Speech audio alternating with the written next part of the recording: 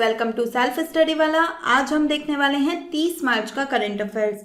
ये current affairs जो है यूपी पीसीएस प्रीलिम्स और इस तरह के जो वनडे एग्जाम्स हैं उनके लिए डिज़ाइंड है। हिंदी इंग्लिश दोनों में अवेलेबल है, तो आप किसी भी मीडियम के हों ये आपके काम आने वाला है। और इसके साथ आपको मिलेगी इसकी पीडीएफ पे, ठीक है। कहाँ से मिलेगी? हमारे टेलीग्राम चैनल से, जिसका लिंक कमेंट बॉक्स में दिया गया है। तो आप कमेंट बॉक्स में से टेलीग्राम चैनल को पहले ज्वाइन कीजिए, वहाँ से इस पीडीएफ को डाउनलोड कीजिए और फिर इस क्लास को सुनिए, तो ये ज़्यादा आपके लिए हेल्पफुल होने वाली है। तो चलिए देख लेते हैं आज का हमारा पहला टॉपिक है, मोस्ट इम्पॉर्टेंट टॉपिक है, ठीक है। इस साल की परीक्षा के लिए ये मोस्ट इम्पॉर्टेंट टॉपिक है कि नोएडा में इंटरनेशनल एयरपोर्ट खुला है, ठीक है। नोएडा इंटरनेशनल एयरपोर्ट, या जिसे जेवर एयरपोर्ट के नाम से भी जाना जाता है। हाल ही में पीएम मोदी ने इसका इनॉग्रेशन किया। इसके फेज 1 का ध्यान रखिएगा, फेज 1, ठीक है। पूरा एयरपोर्ट अभी बना नहीं है, तो फेज 1 का इनॉग्रेशन किया है। और इसी के साथ जो भारत है वो भारत का पांचवा सबसे बड़ा एयरपोर्ट बन गया है, ठीक है। भारत का सबसे बड़ा ग्रीनफील्ड एयरपोर्ट है ये, ठीक है। पांचवा सबसे बड़ा एयरपोर्ट है। और अगर ग्रीनफील्ड एयरपोर्ट की बात करें तो ये भारत का सबसे बड़ा ग्रीनफील्ड एयरपोर्ट है। ना केवल भारत का बल्कि एशिया का भी सबसे बड़ा ग्रीनफील्ड एयरपोर्ट है। अब आपके माइंड में क्वेश्चन क्रिएट हो रहा होगा कि ग्रीनफील्ड एयरपोर्ट क्या होता है, ठीक है। तो देखिए, 2 तरह के प्रोजेक्ट होते हैं, कोई भी प्रोजेक्ट हो, एक है ग्रीनफील्ड, एक होता है ब्राउनफील्ड, ठीक। ग्रीनफील्ड प्रोजेक्ट वो होते हैं जो नई भूमि पर नए सिरे से बनते हैं, ठीक। जैसे वहाँ पे कुछ था नहीं, खाली लैंड थी और वहाँ पर एयरपोर्ट बनाया गया, तो उसे हम कहेंगे ग्रीनफील्ड प्रोजेक्ट। ब्राउनफील्ड प्रोजेक्ट में क्या होता है, पहले से ही कोई एयरपोर्ट मौजूद होगा, उसका ही विस्तार करके बड़ा किया जा रहा है, ठीक है, तो उसे हम कहेंगे ब्राउनफील्ड प्रोजेक्ट, ठीक। तो ये देश का सबसे बड़ा ग्रीनफील्ड एयरपोर्ट है और माना जा रहा है कि जब इसके सभी चरण पूरे हो जाएंगे ना, 4 चरणों में बनेगा, तो जैसे ही सब चरण पूरे होंगे तो ये देश का सबसे बड़ा एयरपोर्ट बन जाएगा, ठीक है। डेवलप कौन कर रहा है इसे? तो डेवलप करने वाली कंपनी का नाम ध्यान रखना है, Yamuna international airport private limited. ये इस कंपनी का नाम है। इसमें इसकी ये जो कंपनी है किसकी कंपनी है? तो सिंगापुर की एक कंपनी है, ज्यूरिक एयरपोर्ट इंटरनेशनल एजी, ठीक। तो ये Yamuna international airport Zurich airport की एक 100% सब्सिडियरी कंपनी है, ठीक है। तो मतलब सिंगापुर इस जो एयरपोर्ट है उसको डेवलप कर रहा है। किस मॉडल पे बनाया जा रहा है? तो पब्लिक प्राइवेट पार्टनरशिप मॉडल पे है। पब्लिक प्राइवेट पार्टनरशिप क्या होती है?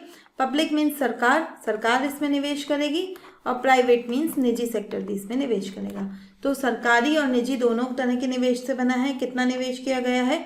तो अगर हम खाली फेज 1 की बात करें तो 11,282 करोड़ 11,282 करोड़ रुपीस इसमें इन्वेस्ट किए गए हैं। पूरे प्रोजेक्ट की बात करें तो तकरीबन 29,560 करोड़ का प्रोजेक्ट है, ठीक है।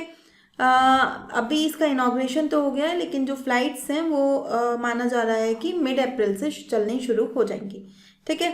थोड़ा सा टेक्निकल स्पेसिफिकेशन जान लेते हैं। अगर हम इस एयरपोर्ट की बात करें तो ये सालाना 12 मिलियन पैसेंजर्स को हैंडल करेगा, मतलब 1.2 करोड़ पैसेंजर्स सालाना इस पर आएंगे, ठीक है, साल में। रनवे की बात करें तो एक रनवे है, 3900 मीटर का एक बहुत बड़ा रनवे है। और जो बड़े एयरक्राफ्ट हैं ना, वाइड बॉडी एयरक्राफ्ट हैं, जैसे कि बोइंग 777 एयरबस का A380, ठीक। तो इस तरह के बड़े विमानों को संभालने में भी ये सक्षम है, ठीक है।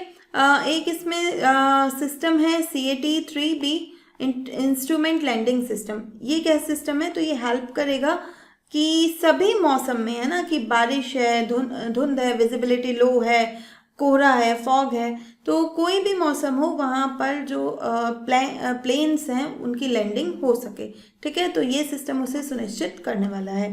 सस्टेनेबल डिज़ाइन है इसका।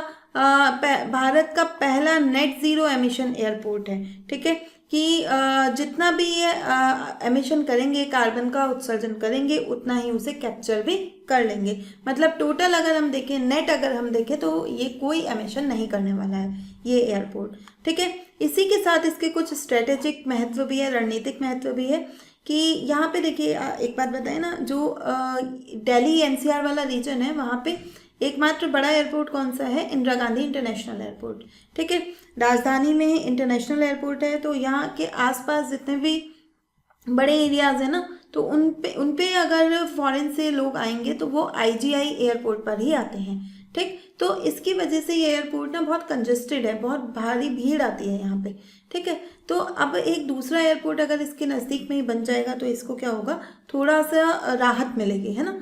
तो इसमें जो ट्रैफिक है वो थोड़ा कम हो जाएगा। दूसरा है, ये मोस्ट इंपॉर्टेंट है, एमआरओ हब। एमआरओ हब क्या होता है, M for maintenance, R for repair, O for overall. तो maintenance, repair and overall facility है, ऊपर इसका फुल फॉर्म लिखी है ना, जहाँ पे इंट्रोडक्शन है इस न्यूज़ का, वहाँ पे ये भी बताया गया है कि पीएम मोदी ने एमआरओ फैसिलिटी को भी शुरू किया था, उसकी नींव रखी थी। तो ये जो एमआरओ फैसिलिटी है ये क्या होता है, तो देखिए नाम से ही स्पष्ट हो रहा है ना कि मेंटेनेंस करने के लिए, रिपेयर करने के लिए, या ओवरऑल, कि जैसे जो जहाज हैं, जो एरोप्लेन्स हैं वो ख़राब हो जाते हैं, उनमें कोई तकनीकी दिक्कत आ जाती है, तो अभी अगर उन्हें ठीक कराना हो ना तो हमें विदेश जाना पड़ता है। ठीक है, तो एमआरओ हब होने से क्या होगा, अगर कोई जहाज खराब हो जाता है तो वो यहीं पे ही ठीक कर लिया जाएगा। ठीक, तो एयरक्राफ्ट के मेंटेनेंस में ये हमारे देश की आत्मनिर्भरता को शो कर रहा है ना। इसके अलावा ये क्यों महत्वपूर्ण है, क्योंकि ये देता है मल्टी मॉडल कनेक्टिविटी। यहाँ पे पास में एक्सप्रेस वे हैं, जैसे यमुना एक्सप्रेस वे है, दिल्ली मुंबई एक्सप्रेस वे है। ठीक है, तो रोड से, अच्छी नेशनल हाईवे से इसकी कनेक्टिविटी है, रेल से कनेक्टिविटी है, मेट्रो लाइन से कनेक्टिविटी है। अगर हम लॉजिस्टिक्स की बात करें तो यहाँ पर ही एक मल्टी मॉडल कार्गो हब बनाया जा रहा है। ठीक है, कि ताकि जो आसपास के इलाके हैं वहाँ से एक्सपोर्ट को बूस्ट किया जा सके। ठीक, जैसे कौन से इलाके हैं, आगरा, मेरठ, मथुरा, अलीगढ़।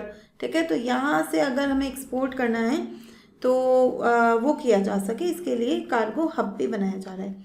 4 फेसेस होंगे इस प्रोजेक्ट के, इस एयरपोर्ट के बनने के। जो पहला फेज़ है उसका इनॉग्रेशन हो चुका है, उसमें तकरीबन 12 मिलियन लोगों को हैंडल करने की क्षमता है ना। फेज़ 2 लगभग 2032 तक तैयार हो जाएगा, वो 3 करोड़ लोगों को हैंडल कर पाएगा। फेज़ 3 के बाद यह एयरपोर्ट 5 करोड़ लोगों को, और फेज़ 4 जिसके 2040 और 50 के बीच में पूरा होने की संभावना है, वो तकरीबन 7 करोड़ लोगों को हैंडल कर पाएगा सालाना। और इसी के साथ ये देश का सबसे बड़ा एयरपोर्ट बन जाएगा। ठीक है, हमारे लिए बहुत महत्वपूर्ण है, यूपी की परीक्षा के लिए बहुत महत्वपूर्ण है, क्योंकि इसी के इस इनॉग्रेशन के साथ ही ना यूपी देश का ऐसा पहला राज्य हो गया है जिसके पास 5 इंटरनेशनल एयरपोर्ट हैं। ठीक है, तो बहुत महत्वपूर्ण है, आपको 5 एयरपोर्ट पता होने चाहिए कौन कौन से हैं। तो सबसे पहला है लखनऊ में चौधरी चरण सिंह एयरपोर्ट, फिर वाराणसी में लाल बहादुर शास्त्री एयरपोर्ट, कुशीनगर में कुशीनगर एयरपोर्ट, अयोध्या में महर्षि वाल्मीकि एयरपोर्ट, और जेवर में नोएडा इंटरनेशनल एयरपोर्ट। ठीक है, तो ये आपको नाम ध्यान रखने हैं। और ये बता रहा है इस एयरपोर्ट का बनना ये दर्शाता है कि अगर हमें भारत को विकसित भारत के रूप में देखना है ना, तो यूपी जो एक बहुत बड़ा अगर हम जीडीपी के मामले में देखें तो एक बड़ा राज्य है यूपी का, इंडिया का, तो उसके विकास के बिना भारत का विकास नहीं हो सकता। ठीक है, तो ये एक सिंबल है कि विकसित यूपी होगा तभी विकसित भारत होगा। ठीक है, तो कहाँ पर है ये लोकेशन आपको पहले ही बता दी थी, जेवर गौतम बुद्ध नगर या नोएडा में है।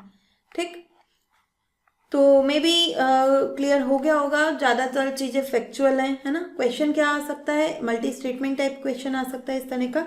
जैसे पहला स्टेटमेंट है कि ये एशिया का लार्जेस्ट ब्राउन फील्ड एयरपोर्ट है, नहीं, ब्राउन फील्ड नहीं है, ग्रीन फील्ड एयरपोर्ट है। ठीक है, पब्लिक प्राइवेट पार्टनरशिप या निजी सार्वजनिक निजी भागीदारी के तहत इसे विकसित किया जा रहा है, तो ठीक है एकदम, है ना। तो सेकंड ऑप्शन ठीक है। थर्ड है कि Yamuna international airport private limited Zurich airport की एक कंपनी है, तो ये भी ठीक है ना। ये जो कंपनी है ये इसका निर्माण कर रही है। तो दूसरा तीसरा स्टेटमेंट सही है, पहला स्टेटमेंट गलत है, तो ऑप्शन कौन सा सही बनेगा, आंसर 2 और 3। ठीक है, और क्या आ सकता है, एमआरओ फैसिलिटी है जेवर एयरपोर्ट में, तो कौन एमआरओ सुविधा का सही वर्णन करता है। ठीक है, यह कम दृश्यता की स्थिति में विमान की लैंडिंग को सक्षम बनाएगा। ठीक है, कि लो विजिबिलिटी है तब भी विमान लैंड कर पाएगा, नहीं, ऐसा कुछ नहीं है ना। यह रक्षा विमानों के लिए विकसित किया जा रहा है, नहीं, रक्षा विमानों से इसका कोई संबंध नहीं है। केंद्र सरकार द्वारा वित्त पोषित है, नहीं, निजी भागीदारी से बन रहे हैं ना। और इसका उद्देश्य विदेशी विमान रखरखाव पर भारत की निर्भरता को कम करना है ना। तो जो हमारे विमान विदेशों में जाके सही होते हैं तो उसको यहीं पे ही सही करना है ना, यहीं पे रिपेयर करना है, ठीक है। और क्या क्वेश्चन आ सकता है, निम्न में से कौन सा स्टेट है जिसके पास 5 इंटरनेशनल एयरपोर्ट हैं? तो नाम ध्यान रखिएगा, मोस्ट इम्पॉर्टेंट है उत्तर प्रदेश, ठीक है। नेक्स्ट टॉपिक है हमारा कि पीएम मोदी ने कंफर्म किया है कि वो जो G7 की समिट होने जा रही है जून में, है ना, 15 जून से 17 जून के बीच में होगी, तो 52nd समिट है, तो उसमें ये शामिल होंगे, ठीक है। कहाँ होगी ये समिट? पीएम मोदी शामिल हो रहे हैं तो हमें पता होना चाहिए समिट कहाँ होने जा रही है, तो फ्रांस में। तो फ्रांस का एक कम्यून है एवियन लेस बेंस, ठीक है, एवियन लेस बेंस, वहाँ पर इसको आयोजित किया जाएगा। डेट आपको बता दी है, 15 जून से लेकर 17 जून के बीच में आयोजित होगा। भारत का स्टेटस क्या है, भारत की स्थिति क्या है इसमें शामिल होने की? G7 में 7 देश हैं, है ना, क्या उन 7 में भारत है? भारत नहीं है, ठीक है। भारत इसका सदस्य देश नहीं है, बल्कि एक पार्टनर कंट्री, एक साझेदार देश के रूप में शामिल हो रहा है, ठीक, स्थायी सदस्य नहीं है। तो भारत का शामिल होना महत्वपूर्ण है, क्योंकि देखिए इस साल ना भारत ब्रिक्स की अध्यक्षता संभाल रहा है, ठीक है। तो ब्रिक्स जो है वो विकासशील देशों का समूह माना जाता है, और जो G7 है वो विकसित देशों का समूह माना जाता है। तो ऐसे में अगर भारत दोनों में पार्टिसिपेट करेगा, ब्रिक्स का तो सदस्य ही है ना, और G7 में भी, तो ऐसा माना जा रहा है कि ये जो विकसित अर्थव्यवस्थाएं हैं और जो विकासशील अर्थव्यवस्थाएं हैं उनके बीच की एक कड़ी के रूप में काम करेगा, ठीक है, एक ब्रिज के रूप में काम करेगा। अब हमारे लिए इम्पॉर्टेंट है कि G7 के मेंबर्स कौन कौन है, तो थोड़ा सा मैप में देख लेते हैं, इसी बहाने हमें थोड़ा मैप रिवाइज हो जाएगा। एक तो मेंबर है कनाडा, ठीक है, कनाडा इसका मेंबर है। यूनाइटेड स्टेट्स अमेरिका इसका मेंबर है। अगर हम यूरोप की बात करें तो सबसे पहले तो यूरोपियन यूनियन इसका मेंबर है, EU, ठीक है। EU के साथ जर्मनी, UK, फ्रांस, इटली, ठीक है, ये इसके मेंबर हैं, और जापान, ठीक है। तो ये 7 मेंबर हैं, कौन कौन से? Canada, France, Germany, Italy, Japan, UK and USA, ठीक। तो ये 7 देश इसके मेंबर हैं, और EU एज अ संगठन इसका मेंबर है, और अन्य देश इसके मेंबर नहीं हैं।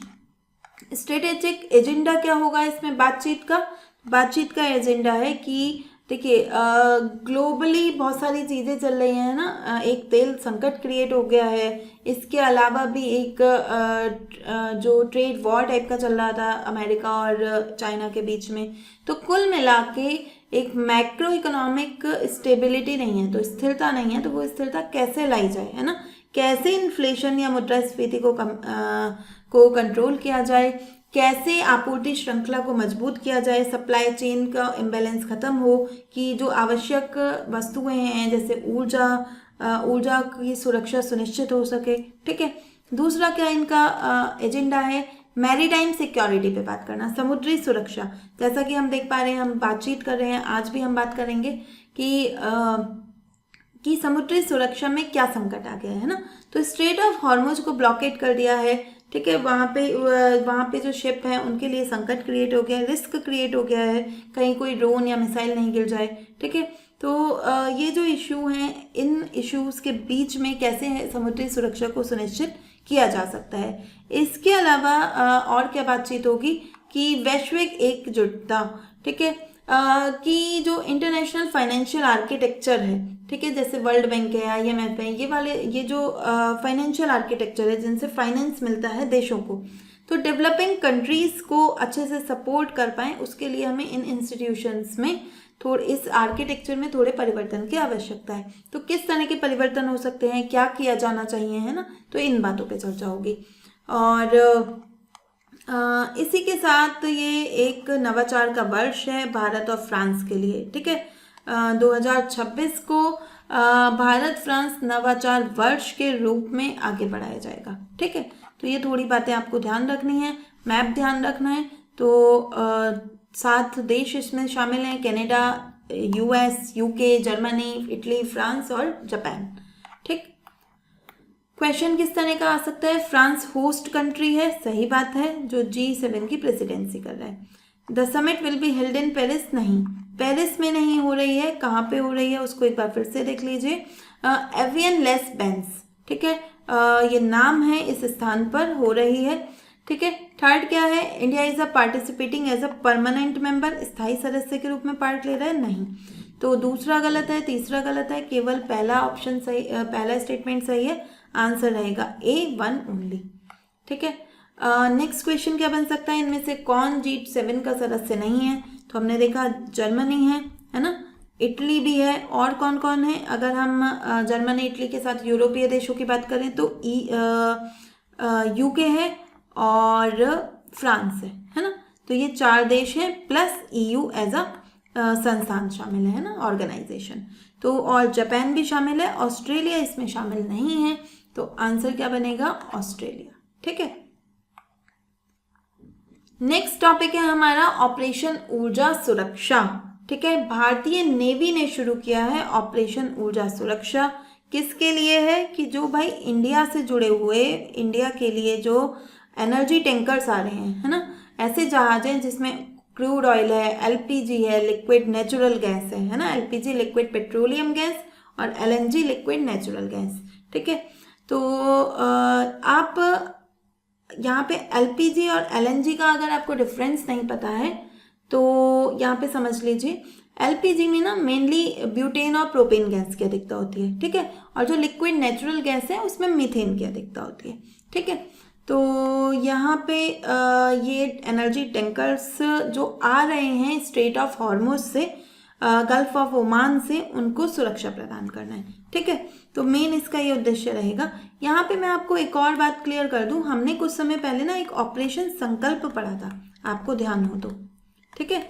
ऑपरेशन संकल्प, वो भी जब वो पढ़ा था तो भी मैंने आपको ये बताया था कि भारतीय नेवी का ऑपरेशन है ना, और जो जहाज जा रहे हैं उनको सुरक्षा प्रदान करेगा। ठीक है। हमने वहाँ पे 2 जहाज़ों की भी बात की थी, शिवालिक और एक और जहाज था, उसका नाम मुझे ध्यान नहीं आ रहा है इस समय।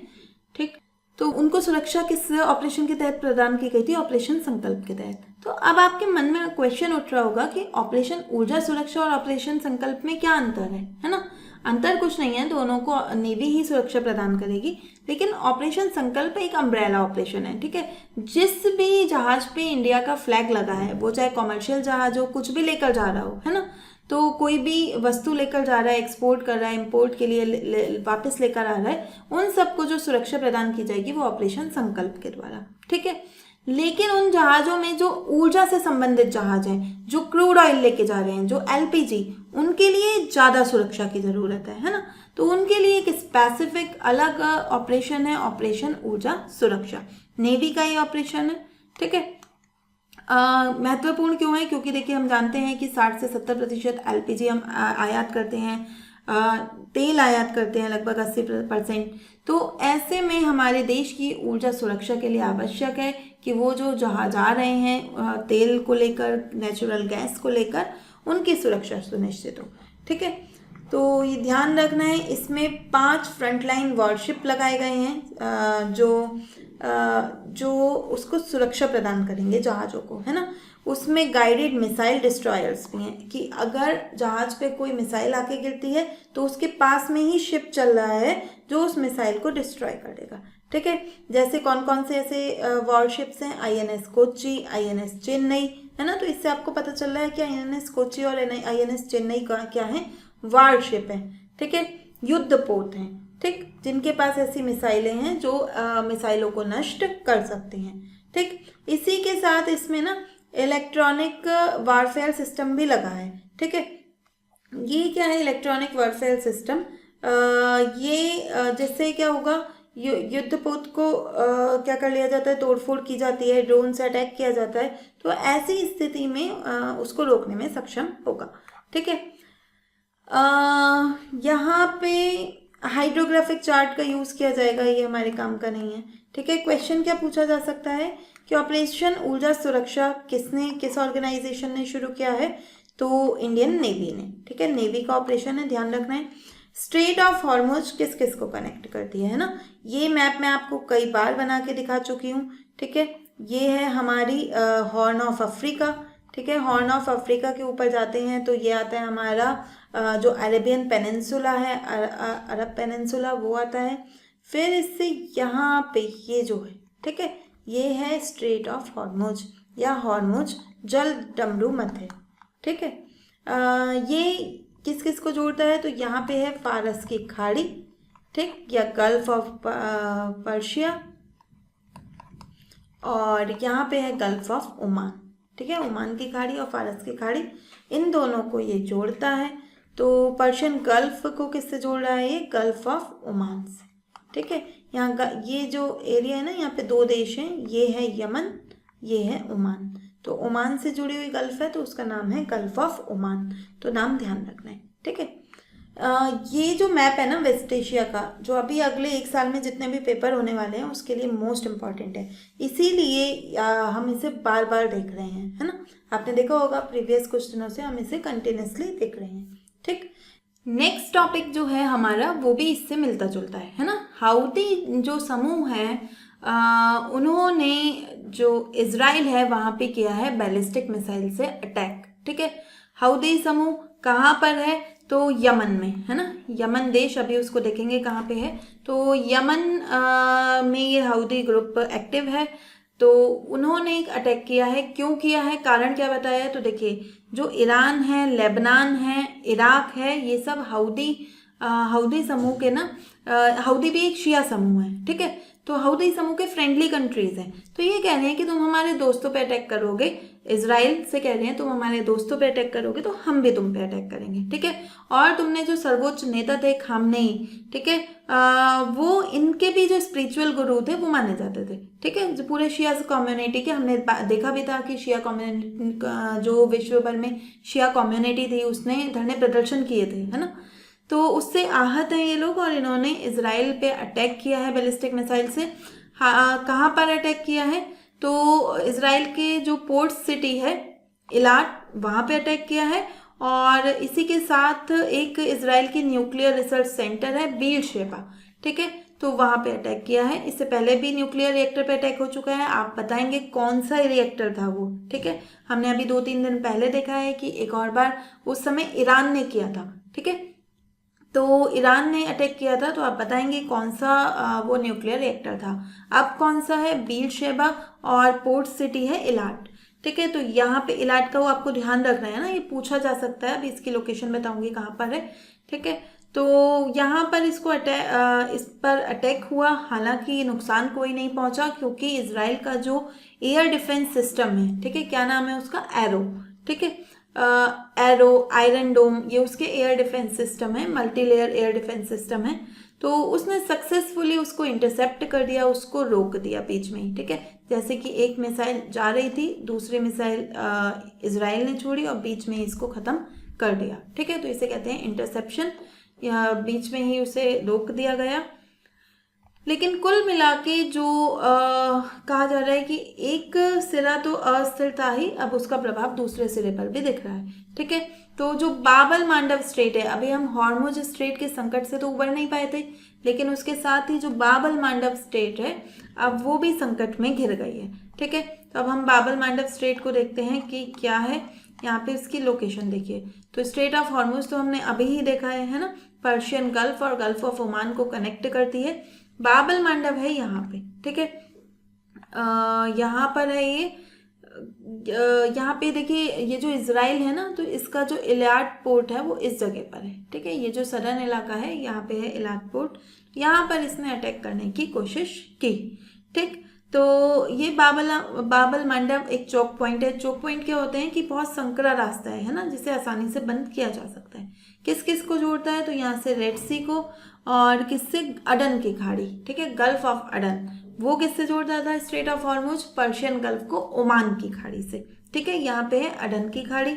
बाबल मांडव पे कौन से 4 देश हैं, इरिट्रिया है, जिबूती है और यमन, 3 देश हैं, है ना, 4 नहीं, इरिट्रिया, जिबूती और यमन, ये 3 देश हैं, जिसमें इरिट्रिया और जिबूती किस पर है, अफ्रीका में है, और यमन जो है वो अरेबियन पेनिनसुला पर है, ठीक है। तो आपको थोड़ा सा इनकी लोकेशन ध्यान में रखनी है। बॉर्डर कंट्रीज देख लिए हमने, ये देख लिया रेड सी और गल्फ ऑफ अडन को जोड़ता है, ठीक। और विश्व का जितना भी व्यापार होता है उसका लगभग 12% बाबल मांडव से होके गुजरता है, ठीक है। तो गेट ऑफ टीयर्स कहा जाता है इसे फॉर ऑयल। जो ऑयल और नेचुरल गैस के टैंकर हैं वो स्वेज कैनाल के थ्रू जाते हैं, ठीक है। यहाँ से अगर जाएंगे तो ये इससे होते हुए स्वेज कैनाल के थ्रू जाते हैं, ठीक है। तो ध्यान रखना है, यहाँ पे है स्वेज कैनाल, ठीक है। ये जो इलाका है यहाँ पे है स्वेज कैनाल, ठीक। तो अभी तक ये स्ट्रेट ऑफ हॉर्मुज पे खतरा था और अब ये बाब अल मंडब पे भी हो गया है, ठीक। तो आपको ध्यान रखना है, दोनों में कंफ्यूज नहीं हो जाना। इसके लिए मैं थोड़ा सा ये बताती हूँ याद रखने का तरीका। तो जैसे ये मांडव है ना, मांडव माने मंडप, मतलब उसका मीनिंग नहीं है, मांडव को आप याद करने का तरीका है ना, मांडव माने मंडप, और मंडप का संबंध किससे होता है, लाल सागर से, लाल मतलब रेड थिंग है ना। तो रेड से आप उसको कनेक्ट कर सकते हैं कि लाल सागर को जोड़ता है, ठीक है। तो ये कुछ याद रखने के तरीके हैं जिससे आप इसे ध्यान रख सकते हैं, ठीक है। तो क्वेश्चन क्या क्या आ सकते हैं, तो हाउदी मूवमेंट के बारे में आ सकता है कि जो हाउदी मूवमेंट है कहाँ पे है, यमन में है, सही बात है ना। इन्होंने हाल ही में बैलिस्टिक मिसाइल अटैक किए हैं इसराइल पे, ये भी सही बात है। सुन्नी एक्सट्रीमिस्ट ऑर्गेनाइजेशन है जिसको सऊदी अरब का समर्थन प्राप्त है, नहीं है ना। शिया है और जिसको ईरान का समर्थन प्राप्त है, ठीक है। तो तीसरा जो स्टेटमेंट है वो गलत है, पहला और दूसरा ठीक है। आंसर बनेगा A 1 और 2, ठीक है। नेक्स्ट क्वेश्चन है, निम्न में से कौन से कंट्री बाब अल मंडब जो जल डमरू मध्य है उसके साथ सीमा साझा करते हैं, तो यमन है, जिबूती है, इरिट्रिया है, ओमान नहीं है ना। हमने देखा कि ये जो गल्फ ऑफ अरेबियन पेनिनसुला है, इससे 2 चॉक पॉइंट लगे हुए हैं, है ना, एक इस साइड एक इस साइड। जो इस साइड वाला है वो स्ट्रेट ऑफ हॉर्मुज, यहाँ पे है ओमान, ठीक है। और जो इधर की साइड वाला है वो है यमन, वहां से यमन और बाब अल मंडब स्ट्रेट, ठीक है। तो ध्यान रखना है आपको ये। तो 4 नहीं होगा, 1, 2 और 3, तो आंसर बनेगा D। नेक्स्ट क्वेश्चन क्या है कि पोर्ट सिटी जो है इलाट वो किस देश में स्थित है, तो वो स्थित है इजराइल में, ठीक है। आंसर बनेगा D। नेक्स्ट टॉपिक है हमारा एक आकाश 300 प्रिंटर चर्चा में, ठीक है। आकाश 300 प्रिंटर आत्मनिर्भर भारत की दिशा में एक बड़ा कदम माना जा रहा है। क्या है इसे समझते हैं, ठीक। तो सबसे पहले तो इसको डेवलप किसने किया है, एक स्टार्टअप है। स्टार्टअप का नाम समझ लीजिए, नाम क्या है, space time 4D printing solution, ठीक है। ये स्टार्टअप का नाम है। इससे ये देगा इसरो को, है ना, क्या देगा, आकाश 300 3D प्रिंटर, ठीक है। तो इसरो को देगा। काम क्या करता है ये, इसकी विशेषता क्या है, तो multi material extrusion 3D printer है। पहले तो 3D प्रिंटर क्या होते हैं, तो मैंने शायद कल की क्लास में ही आपको बताया कि 3D प्रिंटर क्या होते हैं। जैसे फोटोकॉपी मशीन होती है, तो आपको जो भी पेपर प्रिंट करना होता है उसको रखते हैं और वो paper as it is print होके आ जाता है।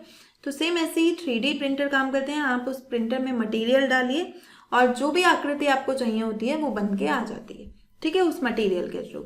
तो यहाँ पे मल्टी मटेरियल एक्सट्रूजन है, इसका क्या मीनिंग है, तो मल्टी मटेरियल एक्सट्रूजन का मीनिंग है कि आप एक से ज़्यादा मटेरियल भी लगा सकते हैं यहाँ पे, ठीक। तो यहाँ पे जो पारंपरिक तरीका है, ट्रेडिशनल मैन्युफैक्चरिंग जो होती है, ये इसरो ने क्यों खरीदा है, इंजन बनाएगा, है ना।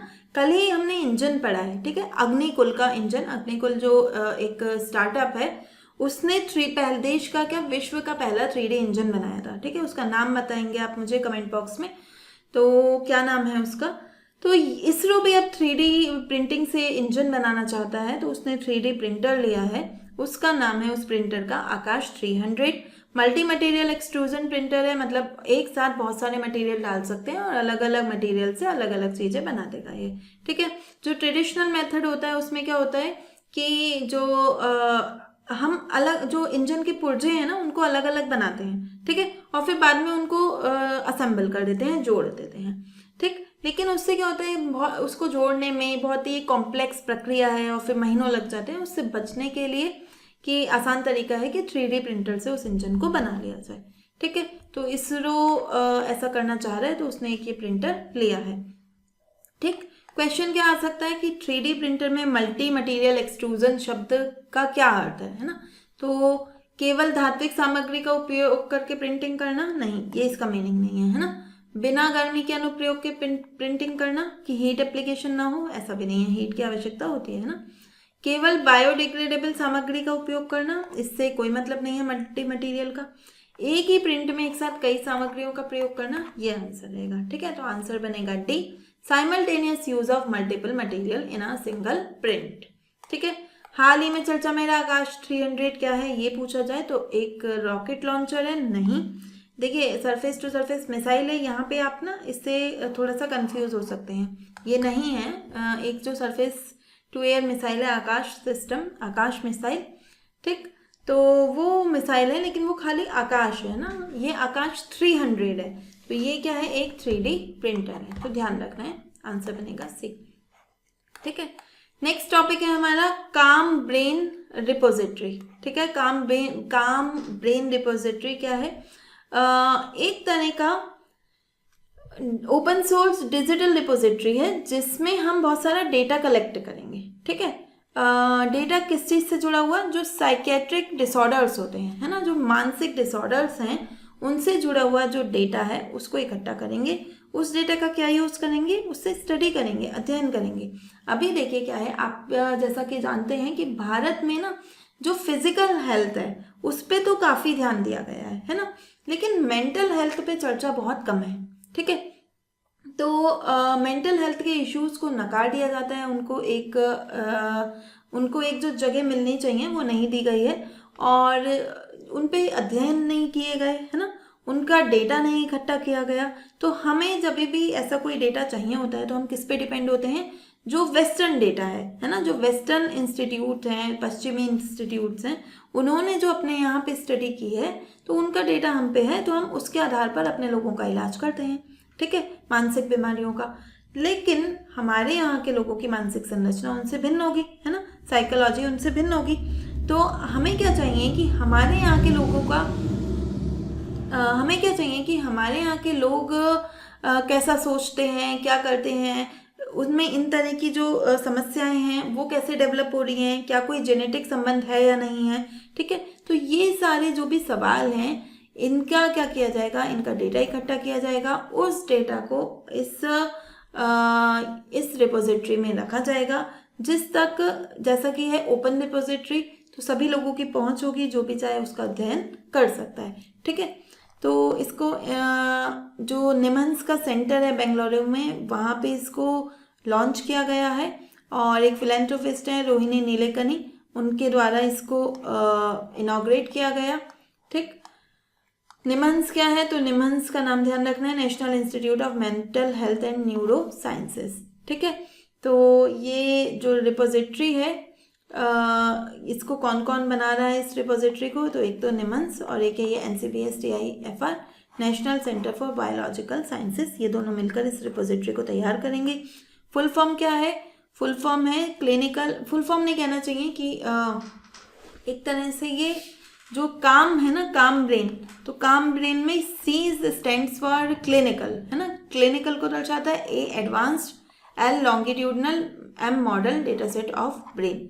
ठीक है, तो ये डेटा सेट की खासियत बता रहा है कि क्लिनिकल है, एडवांस्ड है, लॉन्गिट्यूडनल मॉडल डेटा सेट है। ठीक है, किन किन डिसऑर्डर को टारगेट करेगा, कौन कौन सी बीमारियों को टारगेट करता है? तो पहला है एडिक्शन। तो जैसे देखा होगा कि कोई व्यक्ति मानो कोई रील देख रहा है ना, तो उसको रील देखने का एडिक्शन है, वो नहीं देखेगा तो उसको कुछ होने लगता है। कोई कुछ खा रहा है, मानो खाने के बाद मीठा खाना है, ठीक है, तो मीठा खाने का एडिक्शन है, तो वो आदत नहीं होती, एक्चुअली ब्रेन सिग्नल देता है कि अब आपने खाना खाया तो अब आपको मीठा खाना है। ठीक है, तो ये जो इस तरह के एडिक्शन होते हैं, तंबाकू का सेवन करना, है ना, ये भी एक एडिक्शन है। तो एडिक्शंस जो होते हैं उनको स्टडी किया जाएगा। बाइपोलर डिसऑर्डर, बाइपोलर डिसऑर्डर क्या होता है? एक्सट्रीम्स, है ना, करेंगे तो बहुत ज़्यादा करेंगे, नहीं करेंगे तो बिल्कुल नहीं करेंगे, है ना। जैसे पढ़ाई है, आपने सोचा कि आज से मैं पढ़ाई करूँगा, तो एक ही दिन में बैठ के सुबह से रात तक 16-16, 18 घंटे पढ़ाई की, फिर नहीं की तो बिल्कुल नहीं की, है ना, 10-15 दिन तक सारा टाइम वेस्ट कर दिया। तो ये है बाइपोलर डिसऑर्डर कि जो मध्यम मार्ग है हम उसमें नहीं सोच सकते, एक्सट्रीम में सोचते हैं। ठीक है, जो दो पोल होते हैं उनका ही सोचते हैं, बीच का मार्ग नहीं सोचते। डिमेंशिया, डिमेंशिया में आपने देखा होगा कि लोग छोटी छोटी चीज़ें भूल जाते हैं, है ना, कहाँ आए थे, क्या कर रहे थे, क्या लेने आए थे, कुछ कहना चाह रहे हैं, वो याद नहीं आ पाता, तो वो है डिमेंशिया।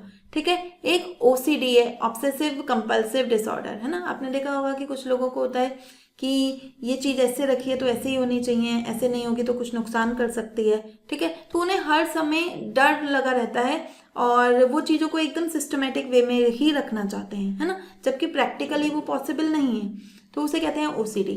फिर आता है सीजोफ्रेनिया। सीजोफ्रेनिया क्या होता है, जैसे कि जिन लोगों को ये समस्या होती है उनको जो चीज़ें नहीं है वो दिखने लगेंगी, है ना, भ्रम होने लगेंगे, ठीक है, तो उसे हम कहते हैं साइंस की भाषा में सीजोफ्रेनिया। तो इन 5 डिसऑर्डर्स पे जो है डेटा कलेक्ट किया जाएगा, इनकी स्टडी की जाएगी। 2700 लोग इस पे पार्टिसिपेट कर रहे हैं, 1100 परिवारों के, ठीक है। उन 1100 परिवारों के वो सदस्य भी हैं जिन्हें ये डिसऑर्डर है और वो सदस्य भी हैं जिन्हें ये डिसऑर्डर नहीं है, ठीक है। तो हम ये देखेंगे कि क्या कोई जेनेटिक लिंक है या नहीं, है ना, कि एक व्यक्ति सही है, एक व्यक्ति में वो बीमारी है, हम देखेंगे कि क्या जीन का कोई दोष है या नहीं, ठीक है। तो मल्टी मॉडल डेटा सेट है कि बहुत तरह का डेटा कलेक्ट किया जाएगा, स्टेम सेल से भी लिंक्ड है, ठीक। ओपन सोर्सेज है, सबके लिए ओपन है, कोई भी आकर क्या कर सकता है, इसको स्टडी कर सकता है, ठीक है।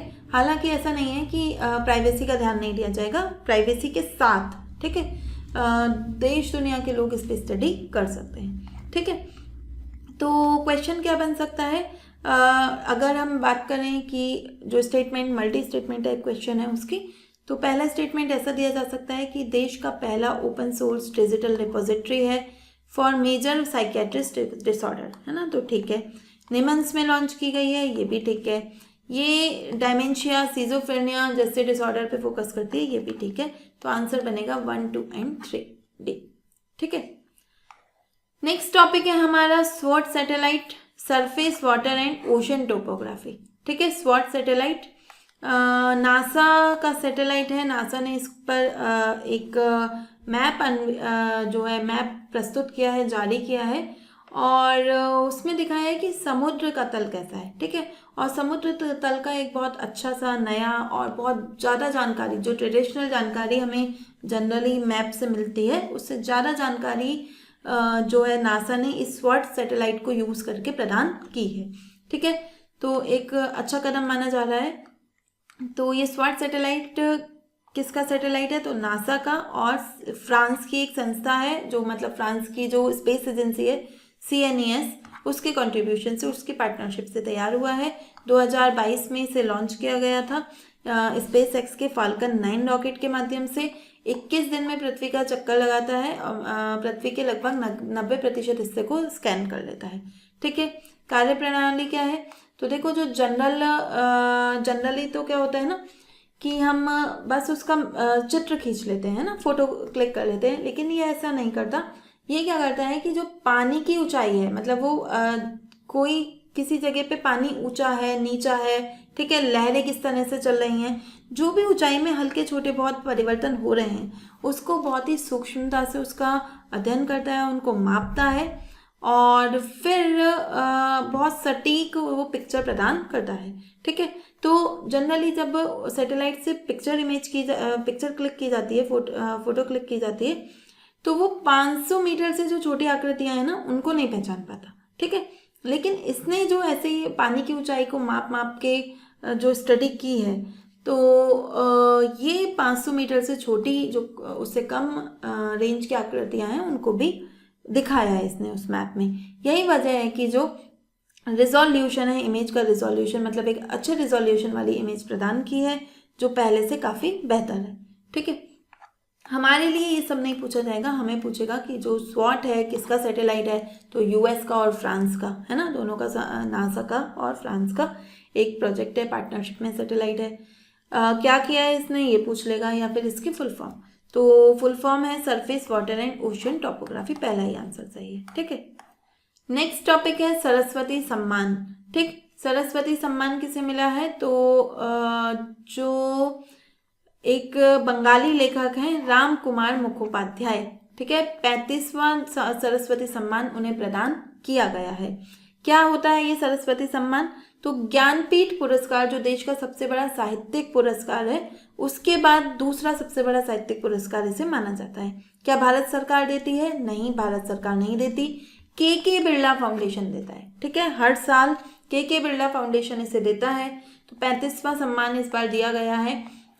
किस कृति के लिए मिला है उन्हें यह सम्मान, तो हर पार्वती कथा, ठीक है। यहाँ पे हर पार्वती, हर दिखा रहे हैं शंकर को, ठीक है। हरिहर होता है ना, हरि माने विष्णु, हर माने शंकर, तो हर और पार्वती, तो शिव और पार्वती की कथा है। और उसके माध्यम से उन्होंने बहुत सारी चीज़ें जैसे पर्यावरण प्रबंधन और सामाजिक सोशल क्या जिम्मेदारी है, रिस्पॉन्सिबिलिटी, रेजिलियंस, ठीक है, इन मुद्दों पर भी बात की है, ठीक। बंगाली लेखक हैं ये मुखोपाध्याय, रामकुमार मुखोपाध्याय, ठीक है। और थीम हमने देखी ली, शिवा पार्वती की थीम है। अगर हम सरस्वती सम्मान पुरस्कार की बात करें तो के बिरला फाउंडेशन का है, 1991 में पहली बार दिया गया था, ठीक है। साहित्यिक कृति के लिए दिया जाता है। क्या सभी भाषाओं के लिए अवेलेबल है? नहीं। जो 8वीं अनुसूची है संविधान की, उसकी जो 22 भाषाएं हैं केवल उसमें ही दिया जाता है। तो आप मुझे बताइए क्या इंग्लिश में दिया जाएगा या नहीं, है ना। इंग्लिश क्या 22 भाषाओं में आती है? तो ये आप मुझे बताएंगे। इसकी बस एक शर्त है कि जो कृति है वो 10 वर्ष के भीतर ही प्रकाशित होनी चाहिए, ठीक है, कि बहुत ज़्यादा पुरानी नहीं हो, लास्ट 10 ईयर्स के बीच में उसको वो पब्लिश की गई हो तो उसे दिया जाएगा। क्या दिया जाता है इसमें? 15 लाख का नकद इनाम दिया जाता है और एक पट्टिका दी जाती है, प्लेक दी जाती है, ठीक है, और एक प्रशस्ति पत्र दिया जाएगा। चयन समिति में कौन था? काम का नहीं है, बस आपकी जानकारी के लिए कि न्यायमूर्ति अजय कुमार सीकरी, ठीक है, उनकी अध्यक्षता में। और सबसे पहले विजेता 1991 में जब ये पुरस्कार दिया गया तो हरिवंश राय बच्चन थे, उन्हें अपनी आत्मकथा के लिए ये पुरस्कार मिला था, ठीक है। तो महत्वपूर्ण पुरस्कार है और आप जानते हैं पुरस्कार से क्वेश्चन बहुत आते हैं, है ना, वनडे एग्जाम्स में भी, पीसीएस में भी, तो आपके लिए बहुत बहुत काम का है। क्वेश्चन क्या आ सकता है? मल्टी स्टेटमेंट टाइप क्वेश्चन की बात करें तो यह पुरस्कार रामकुमार मुखोपाध्याय को प्रदान किया गया, ठीक है। हरा पार्वती की कथा के लिए प्रदान किया गया, ठीक है। क्या हिंदी भाषा में लिखी गई है? नहीं, है ना। बंगाली लेखक है तो बंगाली की कृति होगी, तो पहला दूसरा सही है, और हिंदी में नहीं लिखी गई, ठीक है। नेक्स्ट क्वेश्चन है सरस्वती सम्मान कितनी भाषाओं के लिए दिया जाता है? तो 22 भाषाओं के लिए, ठीक है, तो ये ध्यान रखना है। एक और अवार्ड दिया गया है women empowerment trial blazer award, ठीक है, ट्रायल ब्लेजर अवार्ड दिया गया है। किसे दिया गया है, कौन देता है, इस सबको समझते हैं। तो ब्रिक्स की जो women empowerment annual women summit है वो होती है, ठीक है, कहाँ पे? 6वीं समिट है जो न्यू दिल्ली में होती है।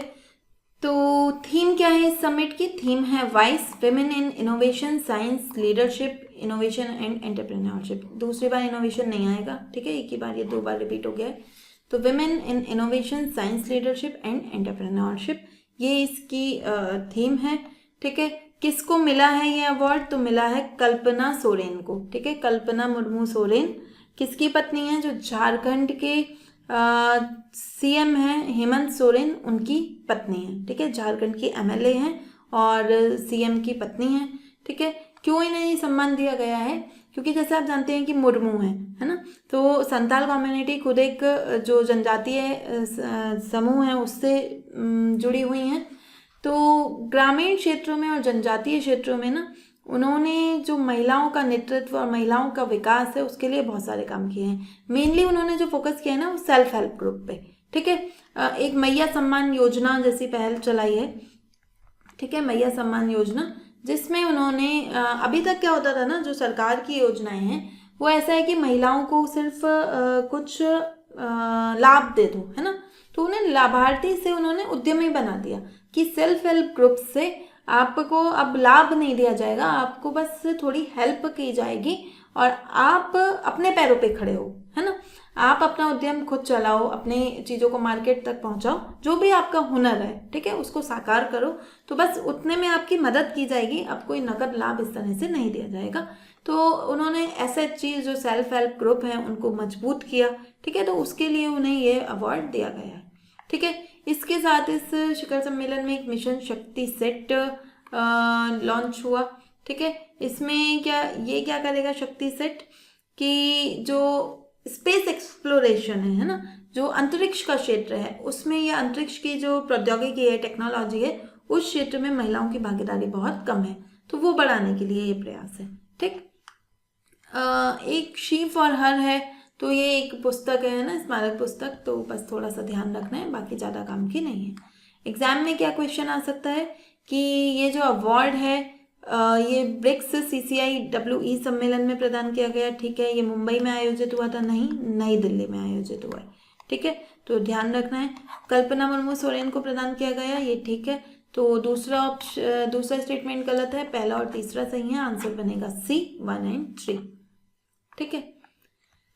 थीम क्या है इसकी? Women in sport and education, नहीं। विमेन इन सोशल इक्वालिटी, नहीं। Women in security and environment, नहीं। Women in innovation, science, leadership and entrepreneurship, ठीक है, तो ये इसकी थीम रहेगी। नेक्स्ट टॉपिक है हमारा national SHG bank linkage award दिया गया है, ठीक है। Self help group bank linkage award most important है, किसे दिया गया है?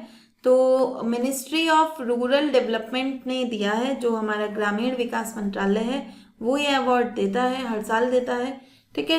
तो SHG बैंक लिंकेज के लिए दिया गया है कि जो सेल्फ हेल्प ग्रुप बैंकों से जुड़े हुए हैं, ठीक है। तो ये अवार्ड किसे मिला है? ये अवार्ड मिला है कर्नाटक ग्रामीण बैंक को, ठीक है। तो कर्नाटक ग्रामीण बैंक एक टॉप रीजनल रूरल बैंक है, क्षेत्रीय ग्रामीण बैंक है, जिसको यह अवार्ड मिला है। इसने करीब 80,000 से ज़्यादा स्वयं सहायता समूहों को 3,000 करोड़ के लगभग ऋण प्रदान किया है, ठीक है। तो देखिए होता क्या है ना, पहले तो आपको अगर स्वयं सहायता समूह नहीं पता है तो स्वयं सहायता समूह क्या होते हैं कि जो महिलाएं हैं, है ना, मेनली महिलाओं से जुड़े हुए होते हैं, पुरुष भी शामिल हो जाते हैं, लेकिन मेनली जो कॉन्सेप्ट है वो महिलाओं से जुड़ा हुआ है। तो जो गरीब महिलाएं हैं वो सारी एक साथ एक छोटा सा ग्रुप बना लेती हैं, है ना, सेल्फ हेल्प ग्रुप। उसमें क्या होगा, वो अपनी हेल्प खुद से कर रही हैं, ठीक है। जैसे कैसे कि सारी महिलाएं ना हर मंथली या कुछ कुछ समय के बाद कुछ कुछ पैसे जमा करेंगी, ठीक है। तो सबने पैसे जमा किए, मानो 1,000 रुपए जमा करें, 10 महिलाएं थी, 10,000 रुपए हो गए। वो 10,000 रुपए किसी एक महिला को जरूरत होगी तो वो उसको दे दिए जाएंगे, ठीक है। फिर अगले महीने फिर ऐसे जोड़ेंगे वो, है ना, और फिर उस 10,000 से फिर कुछ करेंगे। फिर ये जो ऐसे ये पैसे इकट्ठे करते हैं, है ना, तो इसको अपने पर्सनल काम में यूज़ कर सकते हैं, और नहीं तो और इस कॉन्सेप्ट को आगे बढ़ाया जब, तो कहा कि आप छोटा मोटा उद्यम कर सकते हो साथ में मिलकर, ठीक है। तो फिर वो महिलाएं उद्यम करने लगी, है ना, चिप्स पापड़ बना के बेचने लगी, अचार बना के बेचने लगी। तो जैसे ही थोड़ी थोड़ी सफलता मिली तो उन्हें आभास हुआ कि हमें थोड़ा ना अपने काम को एक्सपेंड करने के लिए लोन चाहिए, ठीक है। अब पैसा चाहिए तो गांव के किसी व्यक्ति से अगर ये पैसा लेंगे तो वो बहुत ज़्यादा ब्याज दरों पर मिलता है ना। तो सरकार ने कहा कि ऐसी महिलाओं को, ऐसे स्वयं सहायता समूह को जो है आसान लोन प्रदान किया जाना चाहिए, ठीक है। तो नाबार्ड जो है, नाबार्ड एक सरकार की संस्था, वो 1992 में शुरू करती है एक project self help group bank linkage programme की। इन जो ग्रुप्स हैं इनको बैंकों से जोड़ो, ठीक है, कि जो महिलाएं हैं उनको फॉर्मल बैंकिंग सर्विस से जोड़ा जाए। अब जोड़ने में एक समस्या आएगी कि अब अगर बैंक इन्हें ऋण प्रदान करेगा तो कोलेट्रल मांगेगा कि आप कुछ गिरवी रखो तो आपको ऋण दिया जाएगा। तो उन्होंने कहा नहीं, बिना किसी गारंटी के लिए इन्हें ऋण दो, ये चुकाएंगे, अगर समय से चुका देते हैं फिर से ऋण दो, और नहीं चुकाते हैं तो फिर नाबार्ड उनकी सिक्योरिटी देता है ना। तो है क्या इसमें जो इसके पिलर्स हैं वो क्या है कि महिलाओं को इकट्ठा करो, 10 से 20 महिलाओं का ग्रुप होता है, ठीक है। ये जो ग्रुप है ये 5 रूल फॉलो करना चाहिए। रेगुलर मीटिंग हो, सेविंग करें, आपस में लोन दें, टाइमली रीपेमेंट करें और अपनी बुक मेंटेन करें, ठीक है। फिर अगर ये ऐसा करते हैं और एक फॉर्मल SHG ग्रुप के रूप में कार्य कर रहे होते हैं तो फिर इन्हें बैंक से लोन भी मिल जाता है। कौन सी योजना के तहत लोन दिया जाता है? DAY, दीनदयाल अंत्योदय योजना, नेशनल रूरल लाइवलीहुड मिशन, ठीक है, राष्ट्रीय ग्रामीण आजीविका मिशन के तहत इन्हें ये लोन दिया जाता है, ठीक। तो ये था। तो ये लोन देने में सबसे अच्छा बैंक कौन सा रहा है? कर्नाटक का ग्रामीण बैंक, ठीक। इसके बाद अगर हम कोऑपरेटिव बैंक की बात करें, वो तो ग्रामीण बैंक में था। कोऑपरेटिव बैंक की बात करें तो हिमाचल प्रदेश का स्टेट कोऑपरेटिव बैंक सबसे अच्छा कोऑपरेटिव बैंक रहा है, ठीक है। क्वेश्चन क्या आ सकता है कि किस बैंक को यह अवार्ड दिया गया रीजनल रूरल बैंक कैटेगरी में? तो कर्नाटक ग्रामीण बैंक को, ठीक है, ध्यान रखना है। ये SHG बैंक लिंकेज प्रोग्राम कब शुरू हुआ था? मोस्ट इंपॉर्टेंट है, ध्यान रखना है, 1992 में शुरू हुआ था, ठीक है। नेक्स्ट टॉपिक देखते हैं, district as export hub initiative, ठीक। ये district as export hub initiative क्या है और क्यों चर्चा में आया है? तो चर्चा में अभी इसलिए आया है कि जो हमारे कॉमर्स एंड इंडस्ट्री के मंत्री हैं, राज्य मंत्री हैं, उन्होंने इसके एक्सपेंशन को लेके कुछ जो लोकसभा है वहाँ पे कुछ बातें हाईलाइट की है ना, वहाँ पे कुछ बताया। तो ये जो स्कीम है ये चर्चा में आ गई। ठीक है, कब शुरू हुई थी? 2019 में शुरू हुई थी। नाम में ही है ना, जैसे डिस्ट्रिक्ट एज एक्सपोर्ट हब, कि हमें डिस्ट्रिक्ट को एक्सपोर्ट का हब बनाना है, निर्यात हब बनाना है जिलों को। ठीक है, कि वहाँ से चीज़ें हम विदेशों में निर्यात कर पाएँ। ओके, तो हर डिस्ट्रिक्ट में उनका मतलब ये जब ये स्कीम लॉन्च की गई 2019 में, तो ये माना गया कि हर डिस्ट्रिक्ट में कुछ ना कुछ प्रोडक्ट ऐसे होते हैं जिनमें ये पोटेंशियल है कि वो विदेशों में जाके बाकी के जो और देशों के प्रोडक्ट हैं उनको compete कर सकते हैं, है ना, और अच्छा परफॉर्म कर सकते हैं। ठीक है, फिर इसके साथ बाद में वन डिस्ट्रिक्ट वन प्रोडक्ट को भी मर्ज कर दिया गया, है ना। ये वन डिस्ट्रिक्ट वन प्रोडक्ट, ये जो इनिशिएटिव है ये क्या है कि हर डिस्ट्रिक्ट में हम बहुत सारे प्रोडक्ट को नहीं प्रमोट करेंगे, एक डिस्ट्रिक्ट के लिए कोई एक प्रोडक्ट को, जैसे जो फिरोजाबाद है वहाँ पे चूड़ियाँ, है ना, तो बस उसको पकड़ लिया, बस उसको ही प्रमोट करेंगे।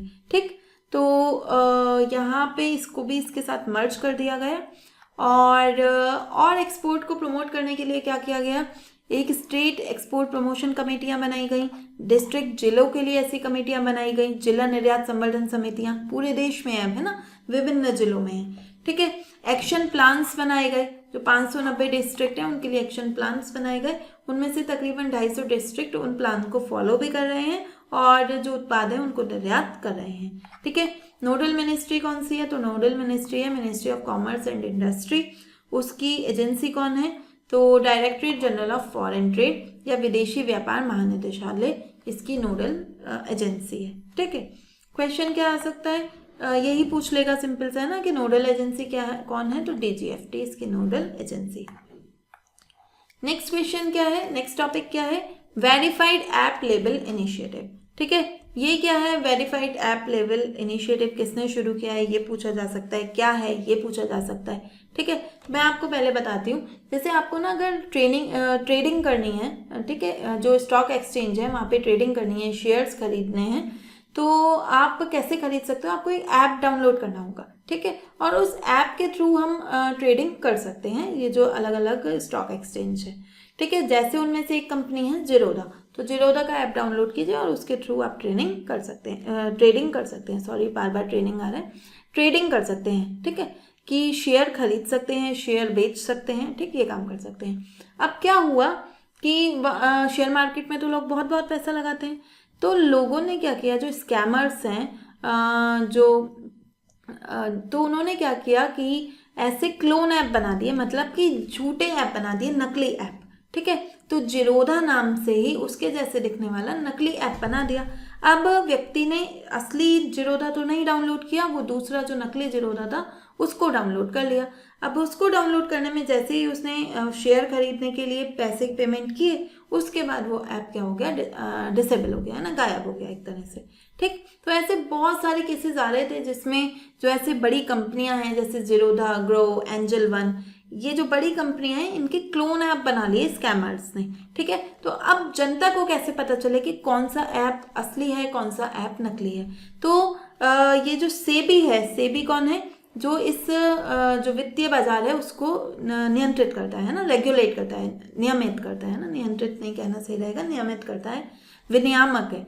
ठीक है, तो सेबी ने गूगल के साथ मिलकर कहा कि भाई गूगल देखो ये समस्या आ रही है, तो आप एक काम करो, जो आप ये ऐप दिखाते हो ना इसमें एक बैज लगाना शुरू करो। ठीक है, मतलब एक पर्टिकुलर चिन्ह टाइप का लगाया जाएगा, बैच लगाया जाएगा।